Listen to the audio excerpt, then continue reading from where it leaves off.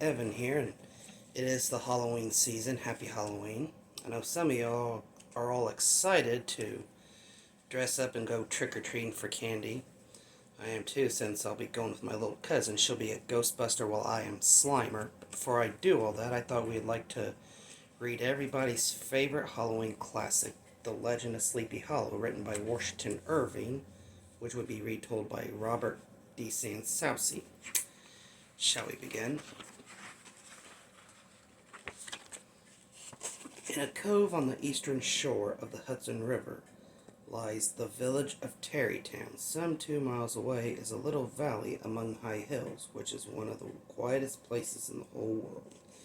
A small brook glides through it with just murmur enough to lull one to sleep, and the occasional whistle of a quail or tapping of a woodpecker is perhaps the only sound that breaks the stillness.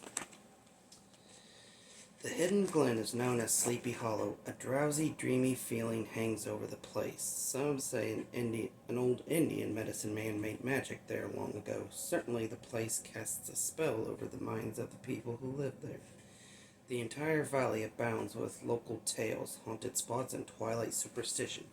Here, stars shoot and meteors glare more often than in any other part of the country, and sleepers are frequently troubled by nightmares. Many ghosts are said to haunt this enchanted region, and the best known of these is a headless man on a horseback. He is reported to be the ghost of a soldier of the Revolutionary War whose head was carried away by a cannonball in some battle or other.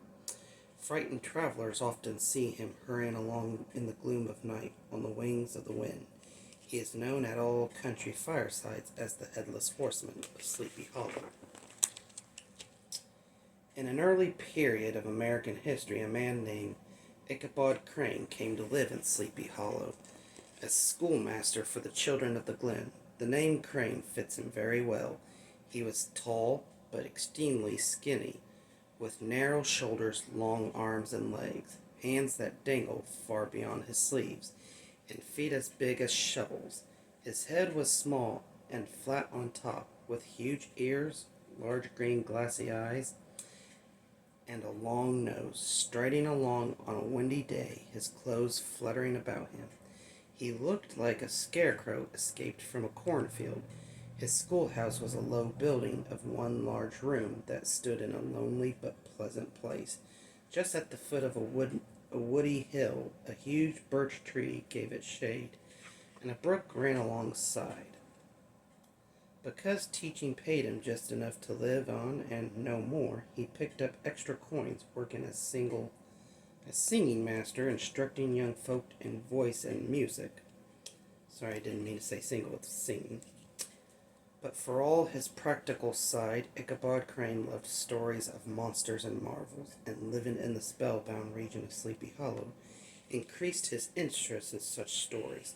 Often, after he dismissed his class in the afternoon, he stretched himself out on the clover boarding the little stream by his schoolhouse. Then he would read frightful tales until the gathering dusk made reading impossible.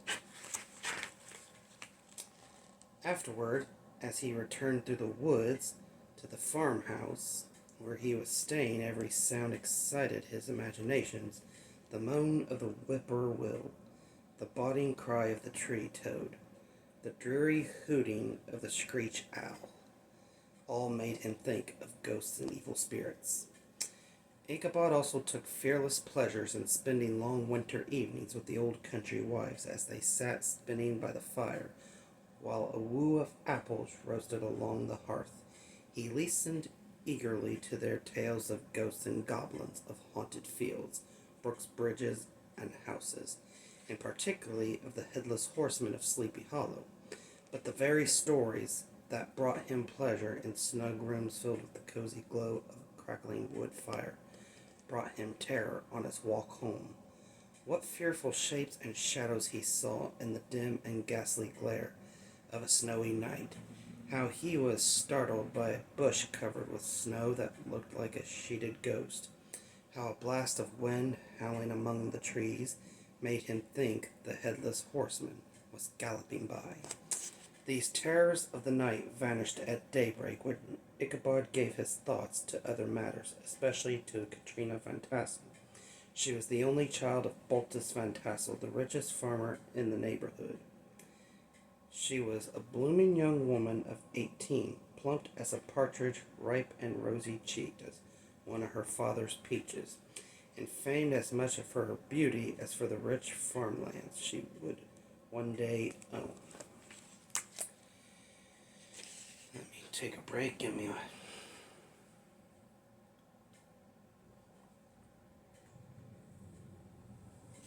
Okay, shall we continue?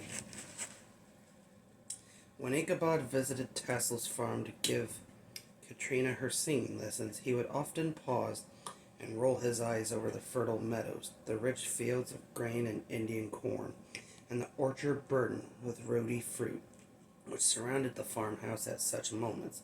He vowed to try even harder to win the affections of the beautiful Katrina. But Katrina had many admirers, and the foremost among them was a burly, roaring young man, Bron Van Brunt. He was handsome in a rough sort of way, and good-humored by and large, although he was always ready for a good fight. In fact, his strength gained him the nickname Brom Bones, because he had cracked a good number in his day.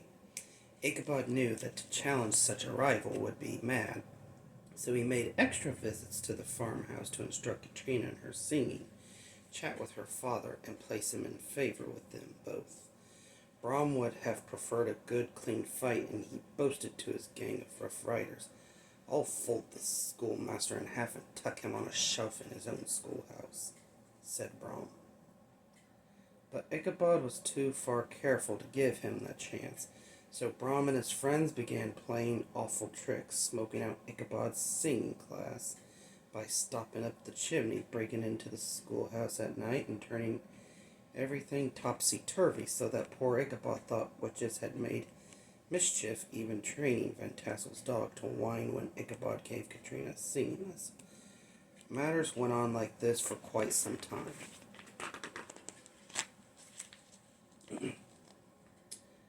One fine autumn afternoon, while Ichabod was reading to his class, a servant of old Van Tassel's knocked on the schoolhouse door. "Yes, my good fellow," said Ichabod, peering down his long nose at the man. "My master invites you to make merry with him at a quilting frolic this evening." "Ah," said Ichabod, delighted, sure that this was a sign of increased favor with the Van Tassel family. "And did Miss Katrina send a private message to me at the same time?" "No, sir." "Should she have?" asked the puzzled servant. Never mind," said Ichabod, impatiently shooing the man out the door. Then he hurried through the day's lessons and dismissed class an hour early. He rushed back to his room to brush his best and only blue suit and arrange his thin hair by a bit of broken mirror.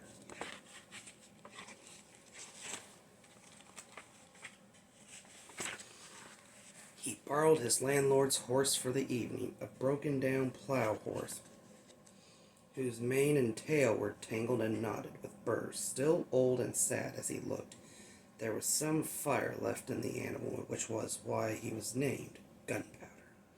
Ichabod rode with short stirrups which brought his knees nearly up to the pommel of the saddle. His sharp elbows stuck out like a grasshopper. He carried his whip in his hand like a royal scepter. A small wool hat rested on top of his nose, because his forehead was so narrow, and the skirts of his blue-coated fluttered out almost to Gunpowder's tail. As his horse jogged along, the motion of Ichabod's arm was like the flapping of a pair of wings. Still in his mind he saw himself as valiant knight on a noble steed. "Tonight," he announced to Gunpowder, "I am going to ask for the delicate little dimpled hand of Katrina." Gunpowder merely neighed.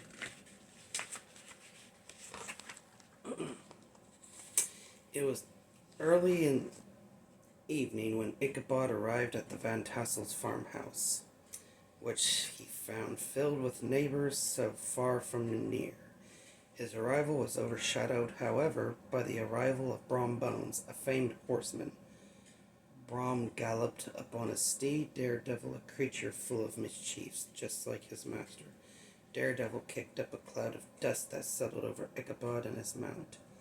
Brushing himself off, Ichabod followed Brom to the door, where both were greeted by smiling old Baltus Van Tassel, who invited them to come in and help themselves.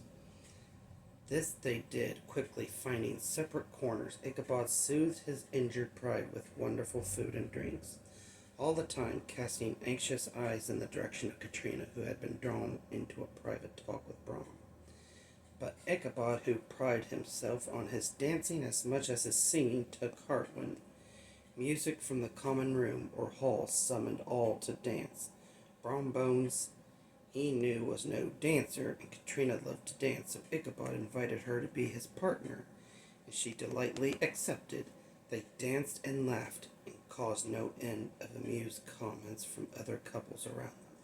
Brom Bones, bursting with love and jealousy, sat brooding himself all the while.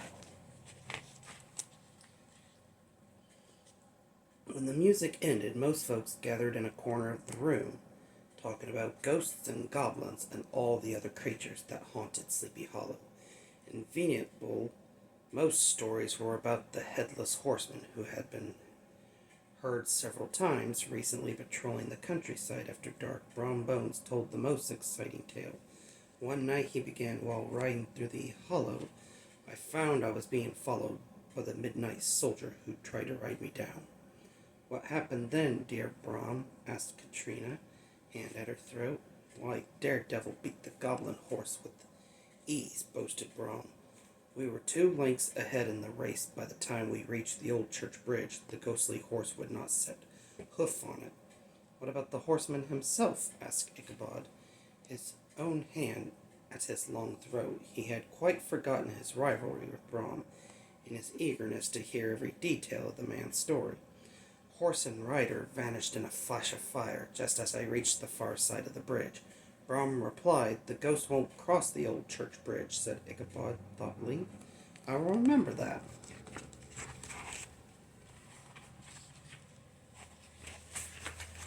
Okay. Shortly afterwards, the party gradually broke up as neighbors left on horseback or with their families in wagons. Brom rode off on a daredevil, but Ichabod lingered on to have a private talk with Katrina. When he was able to draw her aside from the last few guests, he pressed her hand and said, Dear, dear Katrina, I must share the feeling I have for you. Katrina smiled, not having heard Ichabod's words over the shouted goodbyes over several rather loud cousins. If you only say the word, I'll ask your father for your hand this very night. To Ichabod's dismay, Katrina burst out laughing. When she had wiped away tears of merriment, she said, Dear songmaster, you catch me by surprise. I am not all ready to think about marriage. Another fit of giggles shook her. Then she added, You may continue to teach me singing, but only if you don't bring up this foolishness again. Then she excused herself to help direct servants in cleaning up, since Ichabod was now the only guest remaining.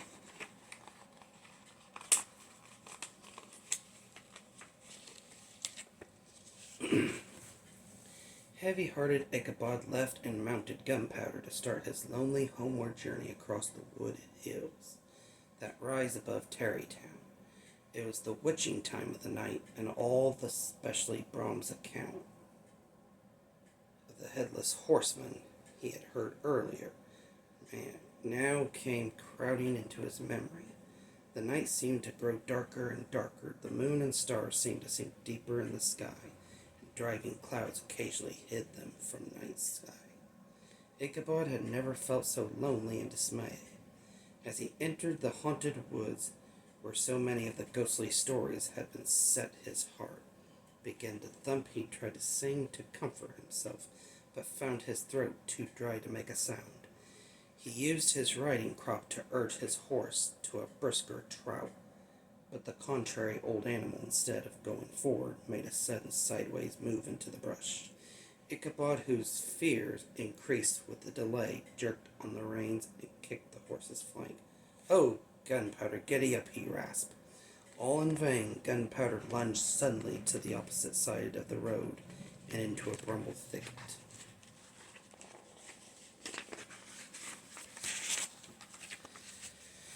At that moment, the sound of a massive hoof striking a stone caught Ichabod's sensitive ear. In the dark shadow just behind him, Ichabod saw something huge, black and misshapen. It looked like a gigantic monster, ready to spring upon him. The frightened teacher's hair stood on end, but he managed to summon up enough courage to stammer, Who are you?" The figure did not answer. Ichabod repeated, "Who are you?" But with a bound, the object of his fright moved suddenly closer into a patch of moonlight. Ichabod saw he was a horseman of impressive size, mounted on a powerful black horse. He remembered the adventure of Brom Bones and urged Gunpowder forward with his crop once again. This time the horse began galloping ahead. The midnight stranger, however, followed at an equal pace. Ichabod prodded Gunpowder on, but the silent figure quickened his own horse's gait to keep up. "Fly, Gunpowder!" yelled the schoolmaster, no longer able to control his fears. His shout so startled the horse that Gunpowder surged ahead with a clatter of hoofbeats. Behind their pursuers matched them, hoofbeats falling like a military march on the stony road. When they galloped over a hilltop, Ichabod dared to look back. As he did, the figure behind was framed against the sky. Horror-struck Ichabod saw that the gigantic figure, muffled in a cloak, was headless. His terrors reached beyond all bounds.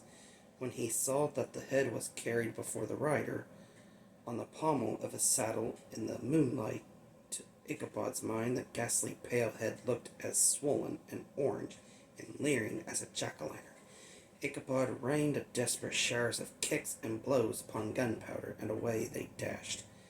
Stones flew and sparks flashed at every bound. Ichabod's thin coat fluttered in the air as he stretched his long, thin body away over his horse's head in his eagerness to escape the ghost.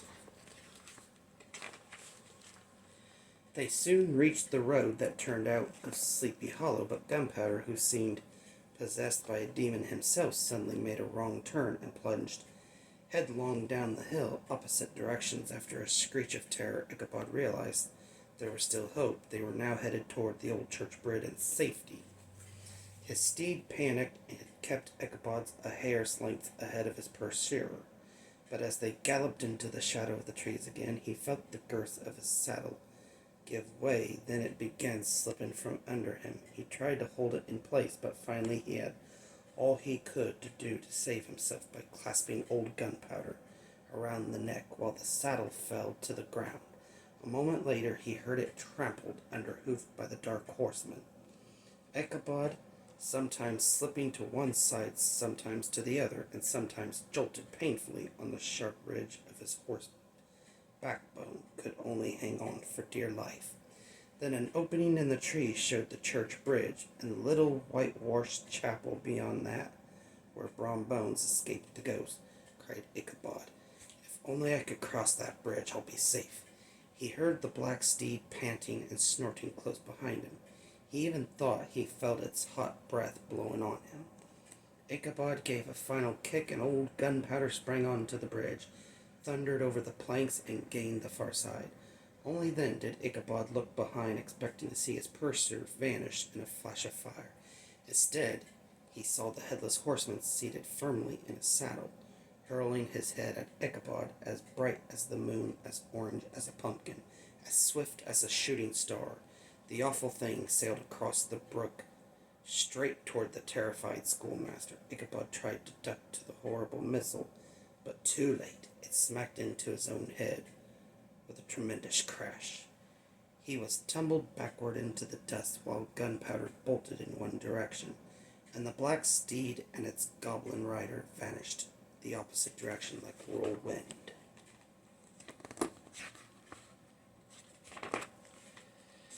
The next morning, old Gunpowder was found without his saddle, peacefully chewing grass at his master's gate. Later, the children assembled for class at the schoolhouse, but the schoolmaster never showed up. On the road leading to the old church bridge, people found the missing saddle trampled in the dirt. The tracks of horse hoofs, deeply gouged into the road, suggesting furious speed, were traced to the bridge just beyond on the bank of the brook. Below the chapel, searchers found Ichabod's hat, and close beside it a shattered pumpkin. The stream was searched, but no trace of the schoolmaster was ever discovered. This mysterious event caused much talk in Tarrytown for a long time. An old farmer who visited New York several years later reported that Ichabod Crane was still alive and had left the valley partly through fear of the ghost and partly because of Katrina's rejection. Shortly after his rival's disappearance, Brom Bones married Katrina. Whenever the story of Ichabod was related, he would wink and he would always burst into laughter at the mention of the pumpkin found beside the brook. This led to some to suspect that he knew more than he chose to tell. Those old country wives, however, who are the best judges of these matters, maintain to this day that Ichabod was carried off by the headless horseman, and the story remains a favorite one told in warm farm kitchens or winter evenings. Well, that was the greatest book. That was my favorite book. I've seen many versions of it, like Tim Burton, like that show from 2013 to 2015. Well, it's now time for me to go get dressed to go trick-or-treating. Happy Halloween, everyone, and collect many candy.